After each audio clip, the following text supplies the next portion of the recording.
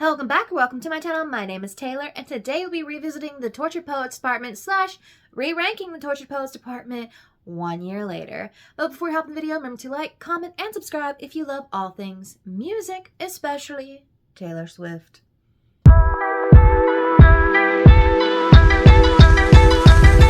Can we believe it's been 1 year of Tortured Poets, especially since we haven't had any other singular song release or anything really besides the I Can Do It With a Broken Heart video since Tortured Poets came out? I know we're all awaiting Rep TV and Debut TV, which I still think we'll probably get later this year, but I think we're going to be waiting into May or the summer before we hear any announcements regarding those. But yeah, we've all had time to sit and learn a little bit about what the Tortured Poets Department meant to us. A lot of us have read the prologue and summary poems that she gave us to give us understanding of things, and I think we've all started to attach ourselves to different songs. When I originally reviewed this or ranked this, I reacted to it, and then I did a ranking sometimes months later. I don't know that most of my rankings have changed since I ranked it, but I do believe some songs got bumped up, some songs dropped a little. And yeah, similar to my ranking every Selena Gomez song video, I am going to be looking at a song sorter that goes specifically through the Tortured Poets Department, and I'm going to try and pinpoint each song individually and discuss them while also ranking them. So I guess you'll end up with a definitive ranking of where my Tortured Poets stands right now. And I guess without further ado, let's hop into the video, and I will link the song sorter in the description box down below. Song sorter goes in order from bottom to top, so that's sort of how we will be going through this. So first up, we have The Bolter versus Robin. The Bolter is a song that I really enjoy, but it's a song that, to me, the best part of it is, in fact, the bridge. Because when she starts strumming, like when it starts to speed up and she starts like really going at it, love the song. And the whole concept of the Bolter kind of giving us a Getaway Car 2.0, where she's kind of looking back on her relationships, which she does give contrast in reviewing and reminiscing on past relationships in this album throughout, while also like reminiscing on Midnights as well. But specifically this one, she's kind of looking back on it and kind of realizing how she's kind of always been the one to leave the relationship, or because of her past experiences in relationship, she has just become the one to constantly run or to bolt. And I really do enjoy this. You're going to find as I go through this that, to me, the anthology is like my least listened to side of the album. I listen to the first part of the album more, which I feel like maybe an unpopular opinion, I don't know. To me, the anthology really encapsulates the sound that she fostered and developed on the Folklore Evermore albums. And over time, as I've listened to more and more of her albums, we have just solidified how much of a very pop, very production heavy girly I am. So to me, those style albums kind of fall in the middle.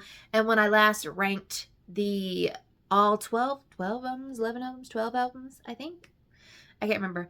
When I last ranked them, the Tortured Poets Department mathematically ended up in the center. So the two albums kind of canceled each other out and put them in the middle. So yeah, I like The Bolter. It's not a favorite from the album. However, Robin is probably my least listened to song on the album. I think we've all come to terms that this song is very likely, because it was written with Aaron Dessner, about Aaron Dessner's son, Robin, and sort of like looking at a child and wishing only the good things on them, because you, from the adult perspective, is starting to realize how much the world can truly like beat you down, and you're basically saying like, hold up, like don't grow up too fast.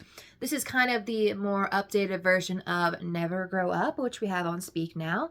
The Bolter is going to win this round. Cassandra versus Peter. So this one I'm going to have a very unpopular opinion on. So Cassandra is in fact probably one of my most listened to songs on the second half of this album. One, Greek mythology reference. I am a mythology girly. I have studied a lot of mythology in my life. I do prefer to study Egyptian mythology. I am in fact teaching a week-long course on it this summer to some high schoolers. So that's my vibe. But I love anything that gives me a Greek mythology reference. In this case, we're following Cassandra, who was cursed to always know what was going to happen or be able to foretell the future, but no one would believe her prophecies in this case. And of course, prophecy, we have the prophecy down the line. Love this one. I love Angry Taylor. Listen, off of Folklore Evermore, one of my favorite songs is in fact Mad Woman, and obviously she mashed up Mad Woman and Cassandra, and this song definitely is revisiting the Reputation era.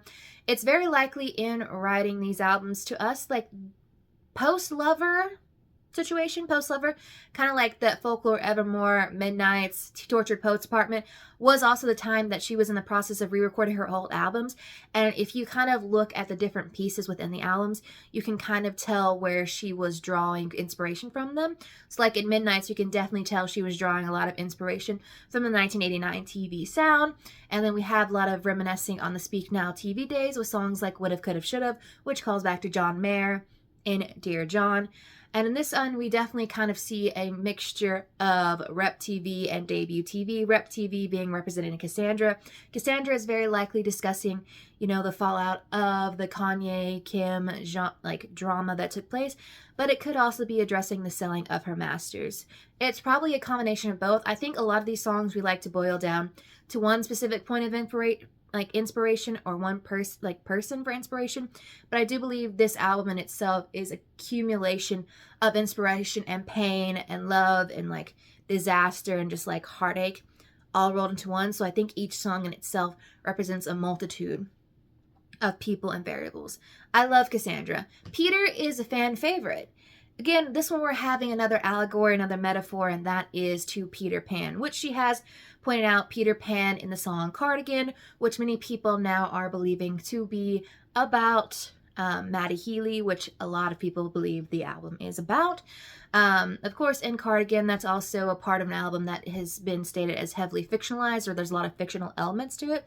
And Cardigan itself has been told to like roll into the folklore love triangle, so I do believe there was a lot of things rolled into Cardigan. Whereas Peter, we're talking about a love where you've been in love with someone for so long, but for some reason, you know, it was the right person, wrong time, constantly coming, and then you realize that it actually wasn't right person, wrong time. It was in fact wrong person, wrong time this entire time. Like, was it the goddess of timing found us beguiling? Like, and the woman who sits in the window has turned out the light situation. I love this song. It's very beautiful. I love me a little reference. I, in fact, love Angry Taylor a lot more. I Look in People's Windows versus The Prophecy. I feel like I Look in People's Windows has a very niche audience of people who absolutely stand and love this song. I think that's great. In fact, like the vibe, like this little like melody behind it, I'm not sure. I don't know all the musical terms, but the sonics, they like itch a good like point in my brain. However, it's just not something that draws me in every time. When it comes up on the shuffle, listen, I'll keep it playing, but it's not something I actively seek out to listen to. And this one this was the only song that I think she really branched out with producers, because she had Patrick Berger on this one. It's a very short, sweet melody of sort of like you're in that stage of relationship where you've broken apart, but you're still like, I kind of see your face in everywhere I go. You know, on New Year's Day, like, what is it? Don't ever become a laugh that I could recognize everywhere. In this case, she's in fact recognizing that laugh, that person in every face that she's seeing. So it's cute, it's sweet, it's not something I seek out. The Prophecy, probably one of the saddest things she's ever written out. Also, if you're a fan of 911, first of all, we're all going through it. But the edits of Buck to The Prophecy, no. I see it. The Prophecy is a well-loved song. It's definitely slower in production, and I feel the pain when she does it. However, sadder, slower songs, I rarely ever listen to, because I'm, in fact, someone who has to consume something that, like, personally sticks, like, the sonic production sounds that I absolutely love. Otherwise, the lyrics, I mean, they could be amazing, the most amazing lyrics ever. But I won't seek out the song because production-wise, I don't listen to it a lot, but I will choose The Prophecy over I Look in People's Windows. I Hate It Here versus Thank You, Amy. So these are two songs that could... Thank You, Amy very obviously draws from the Kim Ye situation of it all. I Hate It Here, to me, from what the Chats and Racks girlies have surmised, probably takes place in the folklore era during the pandemic times situation. I Hate It Here is essentially a song about escapism, and this is one of the songs that truly encapsulates the whole Tortured Poets vibe, because this is where she really draws on poetry and literature to really illustrate where she is. She's escaping into like a different world. She's escaping into her artistry in this one. I love the sounds, I just don't listen to it as much, which you'd think because I am a reader girly, I have a whole other channel dedicated to reading and books, would be. But, you know, Sonics, not necessarily something I go out of my way to listen. Thank You, aIMee is a song that very much so directly calls out Kim. Like, she literally spells out Kim Kardashian's name in the title. This is basically the whole Reputation thing of like, she's kind of written a lot of songs that specifically address Kanye in that sense, which we understand. He was the main catalyst for everything that took place starting in 2009 with the whole VMAs incident. But Kim really took her aims, took her shots, and she kind of addresses this on Mad Woman, but she's also addressing a lot of other people on Mad Woman, like When Women Like Hunting Witches 2 situation, which is also another callback to I Did Something Bad, like they're burning all the witches even if you aren't one situation. I digress. Sonically, I don't go out of my way to listen to this one. I love that she kind of like takes the whole perspective like, fuck you, but also like, if none of these things that you did or happened, I wouldn't be where I'm at today. Like, if you hadn't done what you've done, Reputation would never exist. And without Reputation, like, this world tour, like this whole like sense of self and like this understanding of me, but also the success that I have, wouldn't have been where it is. And I also wouldn't have met my partner at the time and all that. I am going to choose I Hate It Here, though. How Did It End versus So High School. Two of my favorites from the anthology side of the album. How Did It End being sort of like our second track five. If you don't know anything about track fives have historically been Taylor's saddest or most vulnerable song within an album. With an album like this, which I see it as one whole cohesive album, it does technically kind of have two sides to the album. The track 5 on part 1 being So Long London, and you can see track 5 on part 2 as being How Did It End. And both of them, particularly, most people assume, address Jo Alwyn, which was her longest relationship to date. How Did It End is so freaking sad. And I don't normally love lullaby sounds. For example, Sweet Nothing is probably my least favorite sounding song on Midnights. So How Did It End? It was really coming in like, okay. But there's something about the bridge that as I listened to over time, this was not an immediate favorite upon first listen, but over the last year, it has grown and grown and grown on me. Would I say it's top 10 on the album? Possibly. We'll see where the ranking falls. But literally, Sitting in a Tree, DYING, the lines. And this whole song is one addressing her breakup with Joe, but also addressing the public scrutiny. Because of where she's risen in her fame to the past year, like past couple years, she is now essentially at the public's, like, on the biggest public stage that you could ever imagine. Therefore, she's experiencing the most public scrutiny and eyes on her. So when anything even mildly interesting happens in her life, it could be even the most mundane things, she's going to constantly hear people talking about it. So kind of giving the metaphor of like, you know, you're living in a small town, you're just going out to the grocery store, and maybe you just broke up with someone, you just got divorced and stuff like that, and like hearing people like just like in the background like gossiping about you, or they're coming up and be like, oh, I heard this happen and all that. And kind of comparing that to the stage she's on. Then So High School, this track that immediately follows up How Did It End. It's interesting to me because this is very much, a lot of people have talked about how this is kind of like All Too Well going into 22 of like immense sadness into I'm going to pick myself up and be happy again.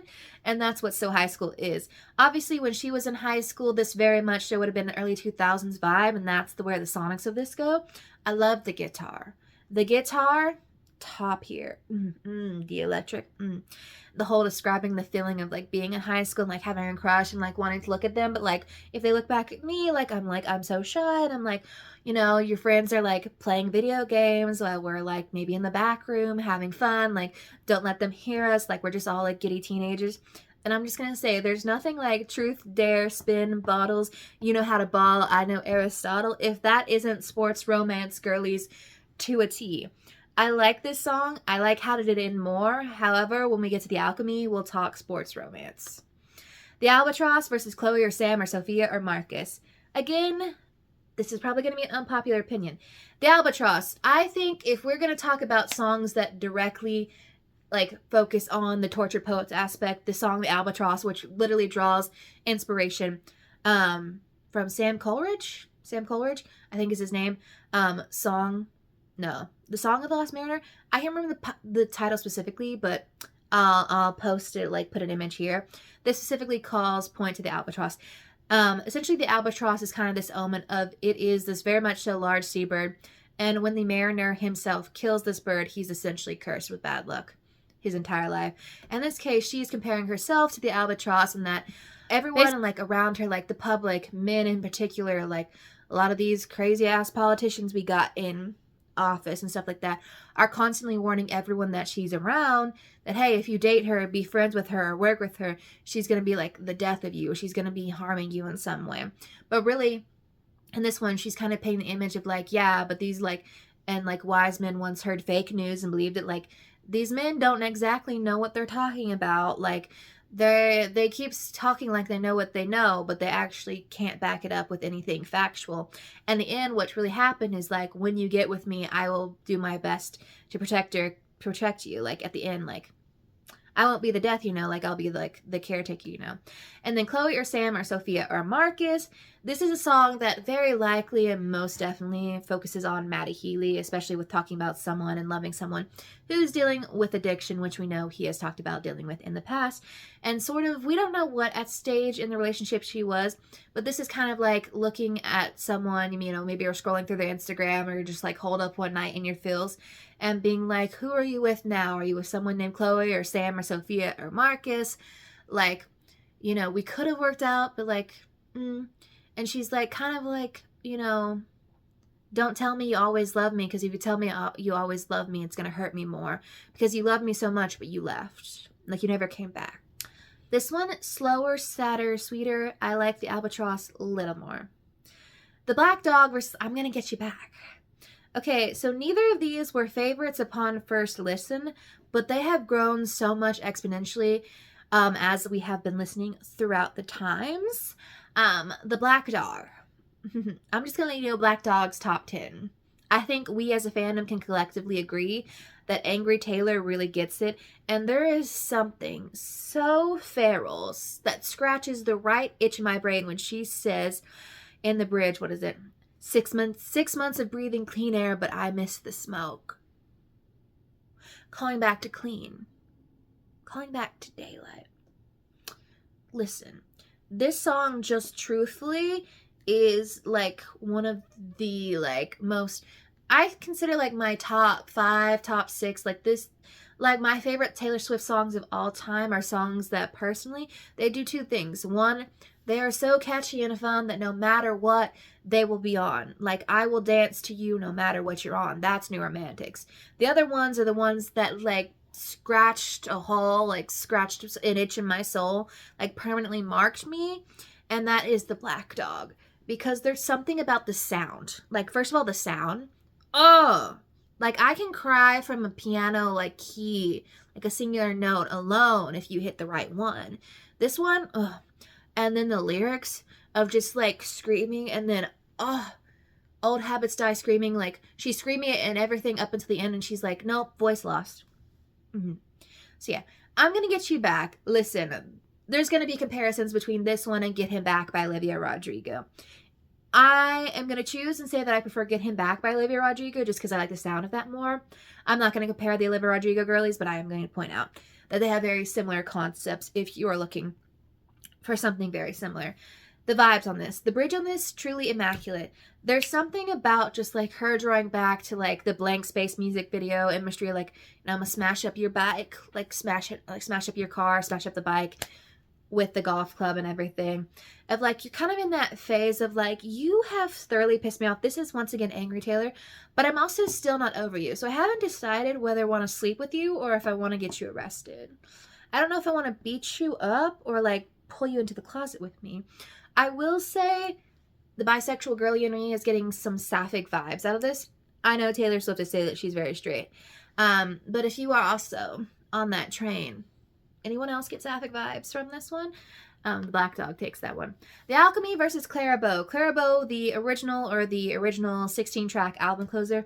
Clara Bow, I love the guitar on this. I love when Taylor does a historical reference. To me, I like the Lucky One more than Clara Bow in terms of like topics, like in terms of like theming on what she talks in a song. But Clairbow, she's fun. I think this is Taylor touches a lot on romance when this album, but she also talks a lot about her reputation and her relationship to the public, and especially this one talks on her relationship to the public and the industry at large, and how it constantly is raising girls up to be the next best thing, but also trying to put down the people who came before them, like, you'll be better than them. You know, you may love them, but you can reach more and do more than them. And no matter what, you're going to constantly be comparing women within the industry, where you don't necessarily always see that as much with men. The Alchemy. The Alchemy. So there is something. When I say a song, like, this is a very sexy, very sensual song. There's something about that chorus, that drop into that chorus, especially that drop in that chorus after the bridge, that gets me every time.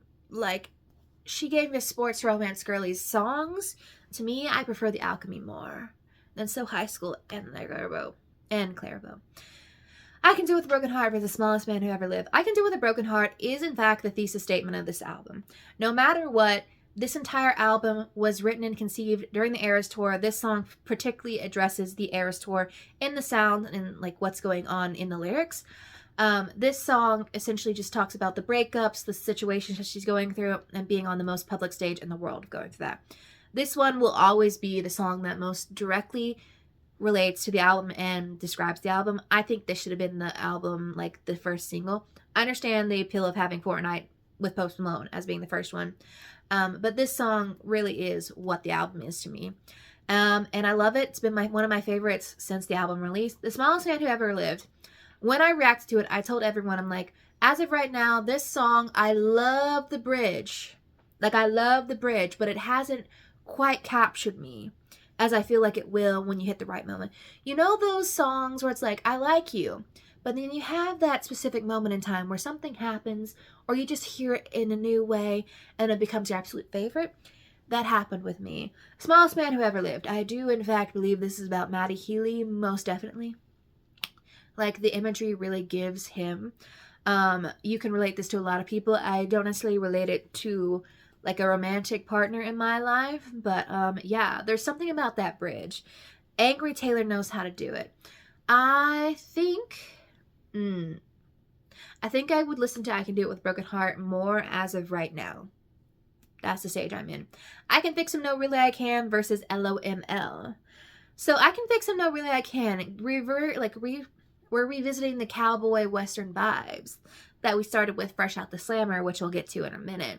This one is the whole, like, you know, the whole, like, women try to fix men in relationships, especially men that, you know, are kind of terrible people. And it's just, she's like, you know what, you ain't gonna tell me nothing. Like, everyone in the world was like, he's kind of trash. He kind of bad. Like, are you sure? Like, really, are you thinking this through? And then ending with, well, maybe I can't. Like, yeah. Like, this is the realization moment. Then LOML, kind of up in the air as to who it's about.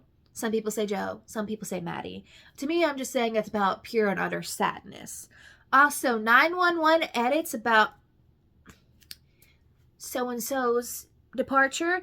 To this, you are, in fact, going to be paying for my medical bills. What the heck was that? Sorry I'm talking about that so much. LOML. I don't know that it will ever be a favorite on the album, but there's something about the bridge where we revisit Angry Taylor of, like, you know, it was legendary, it was momentary, it was unnecessary. Like, you shit talked me under the table, talking rings and talking cradles. I don't know if I said that correctly. I will, in fact, pick LOML in this case. Guilty as Sin versus Who is Afraid of Little Me? No. So, upon first listen, both of these, top 5. Top 5. Guilty as Sin is another sexy song. Like, you're in a relationship with someone that you're, like, kind of falling out of love with, but you've piqued a new person from the side, and you've gotten those giddy feelings, and you're kind of having a little alone time, dreaming about what it might be like to be with them. And you're like, am I guilty for having these thoughts? Am I guilty for what I'm doing right now? Oh, and then all the, like, women loving women edits to, like, Sapphics getting married to this bridge. And then the drop of the bridge into the chorus. Ooh! Loved it. Who's Afraid of Little Me will be my number 1 song on this album. I called it. It's a track 10. Track 10. Look at the lineup of track 10s. I'm a track 10 stan, first of all. Second off, this is basically the most reputation-coded song on this album is a Reputation girly. Who's Afraid of Little Old Me? I love dark. I love rock. The performance on the Eras tour, I would have sold my soul to see live. I have lots of things to say about this song. I could do like a whole video essay on this song. It will take first place. Fresh Out the Slammer versus Florida. Woo, this lineup. Fresh Out the Slammer. The chorus, Fresh Out the Slammer. Truly, absolutely spectacular, amazing. The whole point of like being trapped in this relationship with someone who like you feel like you can't really go out that much. It's like they're dulling your sparkle. They're dulling your shine. But she's like, as soon as I break out of this relationship, as soon as I'm out of the jail that I am in right now, I'm running to you. My only qualm with this song is that it should end on the chorus. I get it, she was trying to do something different with that outro. And I'll talk about this on another song later.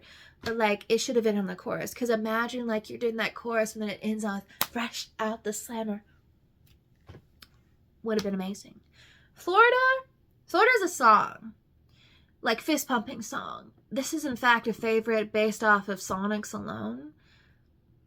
Will I ever truly understand the metaphors surrounding Florida? Because there's a lot to be said. There's a lot said in here that's a little questionable.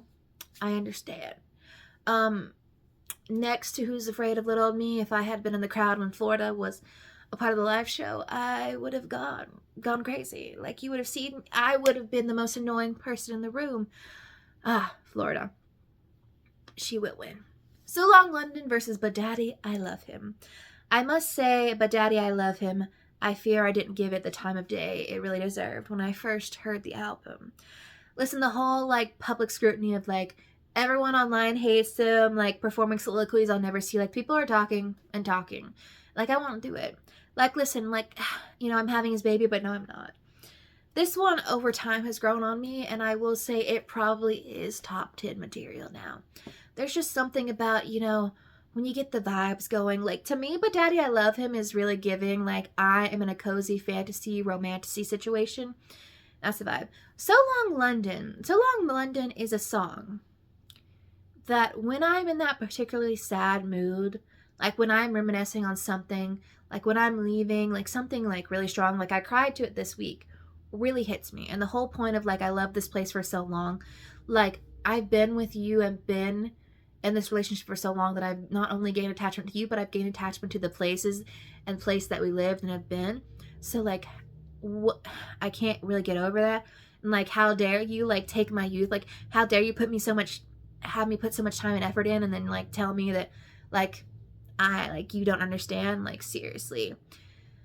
She does get angry there, but Daddy, I Love Him will in fact take the cake. My boy only breaks his favorite toys. Listen, sonically amazing. Like, metaphor truly up there of like, he could have the most amazing thing in the world. Like, he could have me, the #1 pop star, the most bejeweled person in the world. Well, everything in his life will come second to what's going on in his head, no matter what. He can't let himself have nice things, and therefore he's going to break anything nice that comes into his path. This one should have ended on the chorus. Same with Fresh Out the Slammer. And that's what I believe. Down Bad. Down Bad, I know, is a lot of people's favorites. I love this song. The opening chords scratch the most perfect itch in my brain. However, outside of like those opening chords and maybe the bridge, I don't find myself seeking out specific things in this song. My boy only breaks his favorite toys will take the win. Up to Fortnite versus the Tortured Poets Department. Fortnite. I don't think it worked well as a lead single, but I understand this being sort of like the overview of the album if you really look at the lyrics. It's not my favorite song, but I have grown to appreciate it more over time. I don't know what I was reading or watching when I particularly got really into this song, but there was a moment in time where all I wanted to listen to was Fortnite. And I'll give it the bridge outro situation. Spectacular, amazing. The Tortured Poets Department. This one is a song that sonically I love. Like, you think, based on that, being the production girly that I am, I will listen to it on repeat. I, in fact, never remember to listen to it. It's a song that for some reason I forget. And then when it comes on, I'm like, wow, this is amazing. Then I never think about it again. I get it. Some people cringe a little bit at the lyrics. I'm not one to really cringe at lyrics, but to each their own. On this one, I think Fortnite truly takes the cake. Last up, the Bolter versus the Manuscript. Remember when I said a piano key, like a singular chord or note can make me cry? The first note I heard on the Manuscript, I was ready to bawl. Hadn't heard lyrics yet. I was like ready to cry. And this is her revisiting what most believe to be the Jake Gyllenhaal relationship, the All Too Well video. Yeah, and this to me acts as the perfect album closer. Clara Bow really said some things, but this one really wrapped up what she was trying to say. And to end a whole album that's essentially just like a manuscript of songs with a song called The Manuscript, truly, The Manuscript wins. I'll see y'all once I'm done ranking every song on this album, and we'll go through the ranking. So here is the official Tortured Poets Department ranking. I understand that some people will be like, what are you doing, girly? I know that me, as someone who is very much a production-leaning person, being in a Taylor Swift fandom, is in fact going to rattle some people. So I'm not going to talk too much about why they are ranked where they are. You just can leave your top 5 in the comments down below and keep it nice, keep it peaceful, because we all have our own opinions. And when it comes to music, like seriously, how serious can it be? So in 31st place, we have Thank You, aIMee. I just don't really listen to it. Same with in 30th place, we have Robin. I feel like that's very common. A lot of people, unless you are in fact a parent, don't necessarily relate to it as much. In 29th place, a very controversial one. Chloe or Sam or Sophia or Marcus. I don't listen to it a lot. It's too slow for me to really get into it, but I understand the meaning. 28, I look in people's windows. To the stands out there, I see you, I recognize you, I understand you. I am not one. 27, I can fix them. No, really, I can't. I feel as if this is a very popular one to end at the bottom, just because I feel like not a lot of people go out of their way to listen to it, and I am in fact those people. In 26th place, another fan favorite, I feel, The Prophecy. You know what? If one day I truly relate to the lyrics, I may revisit this. But as of right now, not something I go out of my way to listen to. 25th, So Long London. I feel like I'm in a majority of people who prefer How Did It End to So Long London. I think So Long London has in fact grown on me, because I do believe it would have been ranked lower earlier on in my listening experience. But hey, it made it to 25. And given the fact that they were 25 when they met, feels appropriate. 24, I Hate It Here. I am surprised at where it ended up. I feel like, in fact, it should be dropped, because I feel like I don't listen to it as much as like the last 2 songs I mentioned, but this is where it fell. In 23rd place, The Bolter. You know what? Middle Tears. Middle Tears is where it fell. I'm not surprised. She's great. She's sweet. Love the bridge. Don't really listen to her. And then we have 22nd, The Tortured Poets Department. It feels right. It feels like I'm waiting on my moment for the Tortured Poets Department to really capture me, because in theory, it should be a favorite for me, but it has yet to hit a favorite spot. Then in 21st place, LOML. Listen, for a song that is essentially a very sad, slow ballad, it climbed very high on this ranking, which for me is truly a feat. Then in 20th place, we have Clara Bow. I don't know where I originally ranked Clara Bow, but mid-tier for it seems about right now. Then in 19th place, Fortnite. I do believe upon first listen, this would have ranked much lower. But having given the year to listen through things and really consume it, and like the moments I've had with it, I truly do believe that it deserves to climb up to where it has. 18th place, I'm shocked, but also not surprised. We have Peter.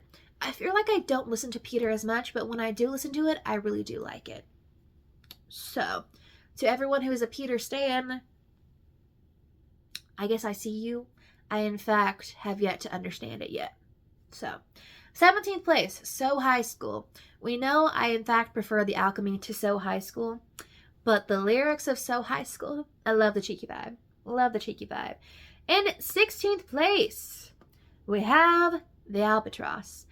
I like the sonics of this. I like the lyrics. It in fact does nothing to really stick out to me, and therefore it is mid-tier. It's in fact smack dab in the middle, and after it, right above it, starting in the top half of the album at 15, the manuscript. I feel like I love this song more than most people, and that could just be the emotional connection, the emotions that I feel when I first hear those lyrics. I also do believe, like, as someone who loves writing and really appreciates good storytelling, I do like this. But it was never going to be top. It was never going to be top 5. So, 14, Down Bad. I have a mixed relationship with Down Bad in that I don't think I listen to it as much, but when it comes on, the first sound I hear really captures me, and then I'm like, well, maybe I do love you. So, mid-tier. And then we have 13th place, I'm Gonna Get You Back. She, upon first listen, was not a fave. She has grown exponentially. Maybe Chas and Rax have something to do with that. Maybe they have swayed me to their side. But yeah. In 12th place, not surprising. I feel like of all of the anthology, this song is in fact a top 3 for me, but it is in fact not a top 3 for most people, at least on the anthology. Cassandra. You know what? Angry Reputation, Taylor? Give it to me anytime. I'll consume it. Is Mad Woman better? I don't know. Leave your thoughts down below. Mad Woman or Cassandra? Like, which do you prefer? Then, in 11th place, How Did It End? I feel like upon first listen, this one definitely was higher. However, it has fallen in favor of some other songs that climb their way up. But of the 2 track 5s, this is my favorite. In 10th place, My Boy Only Breaks His Favorite Toys. This is in fact a crowd favorite. I do believe every time I saw her play that as a surprise song, everyone lost their damn minds. And I understand why. I do understand. And then in 9th place, fresh out the slammer, Love. I know a lot of people gain traction with this song over time. I think there's just something about that chorus that has grabbed me from first listen, and it has never let me go. But with 9 and 10, my main gripe is I wish it ended on the chorus. I wish it ended on the chorus, but I still listen to them a hell of a lot. In 8th place, a song that really climbed up there. But Daddy, I Love Him. Listen, on paper, it should have been a song I loved from the beginning. It was not, but it has climbed up there. The atmosphere that it creates is just me running in fields, and I love that vibe. 7th place, unpopular opinion, and I know maybe there's someone else out there who loves the song as much as me. And maybe I haven't listened to it as much in recent months, but The Alchemy. The Alchemy. To me, The Alchemy takes over so high school. And that is truly based off of production preference. So, yeah. Then in 6th place. 6th place, The Black Dog. In theory, should it be top 5? Honestly, I think 6 and 5 can be interchanged. It really just depends on the mood. But this is a crowd favorite, and I hopped on that bandwagon a while ago. Chats and Rax girlies, I'm bringing them up. Just let me know if I need to help you see the light. Which, granted, I feel like everyone in the comments is going to help me try and help me see the light of some of their favorite songs. Then, in 5th place, Guilty as Sin. I think, upon first listen, this song really was top tier. Then over time, it kind of lost favor with me, but it's really climbed back in there. So this one really volleys between top 5 and not top 5 for me. But I'm in the Guilty as Sin mood right now, and it's a great song. I wish this had been on the Eras Tour set. I think it would have been a great song on there. 4th place, The Smallest Man Who Ever Lived. Whoa, did it shoot? It shot up there. It took a bottle rocket and went whoo. This song, I can see the criticism of people being like, well, the song is really just the bridge. Like, the bridge makes a song, like, the first part with just, like, you know, verse and chorus isn't necessarily as great. And I'm like, well, the build up. I'll say that. 3rd place, Florida. I will hear no criticism. It has always been top 3 for me. In fact, my top 3 here have not changed. And I don't know that it ever will. We'll see how it goes throughout. I love the fist pumping song. This song, honestly, top 3 kind of make it on. You'll see why I'm a production girly. Top 3 are super produced songs. I do believe they also Jack Antonoff songs, so I may have a bias. But I love a song that... the bridge of this song, Florence's verse, oh, love, favorite. We'll hear no criticism on it, as I said. Number 2, I Can Do With a Broken Heart. So this is really the most bubblegum poppy song we're going to get, and tis my vibe. It also, for a song being about one of the most unrelatable experiences in the world, has the most relatable lyrics I will ever hear. Like, I cry a lot, but I am so productive. Like, I am so depressed I act like it's my birthday every day. Taylor, did you like dip into our diaries and be like, sorry? Okay, number 1, Who's Afraid of Little Old Me? I am not alone in my love for Who's Afraid of Little Old Me. I do not believe a lot of people have it as their favorite, but I do know a lot of people stand this song. And it is, in fact, an amazing song. And I'll say nothing else on that. And that was the official Tortured Poets Department ranking. Let me know what your top 5, top 10, if you want to rank every song on the album. Go ahead. Leave it in the comments down below. And if you really want to fight for your favorite song, like defend it to me, go for it. I can't say whether or not it will rise in my ranking, but you can give it a try. And I'll see y'all in the next video.